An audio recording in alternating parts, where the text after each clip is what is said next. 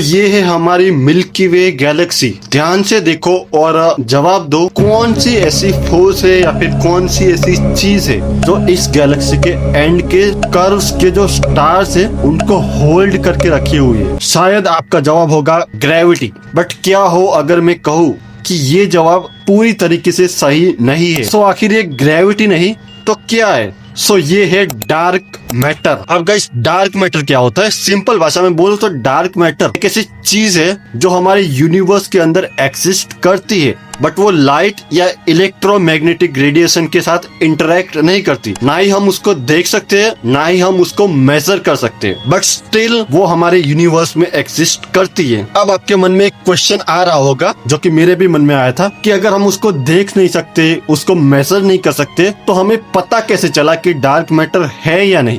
Good question.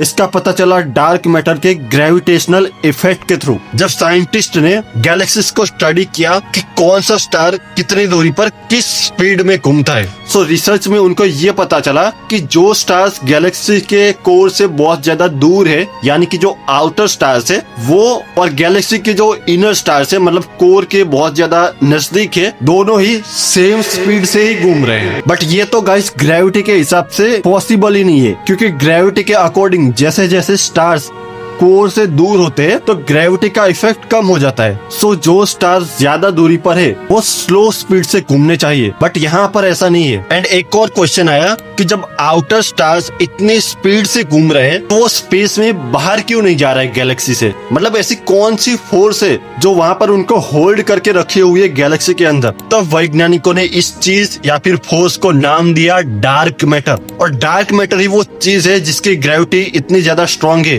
कि Galaxy के core से इतनी ज्यादा दूर होने के बाद भी स्टार्स गैलेक्सी के अंदर ही रह रहे हैं, उससे बाहर नहीं जा रहे, इतनी ज्यादा स्पीड से घूमने के बाद भी। और यहाँ तक कि जो नॉर्मल मैटर है जैसे कि stars, planet, black holes, galaxies, इन सबको स्टेबल रखने में, इन सबको होल्ड करके रखने में डार्क मैटर का बहुत ही बड़ा योगदान है। सो आई होप आपको क्लियर हो गया होगा कि डार्क मैटर क्या है। अगर क्लियर हो गया तो वीडियो को लाइक कर देना और सब्सक्राइब भी कर लेना भाई।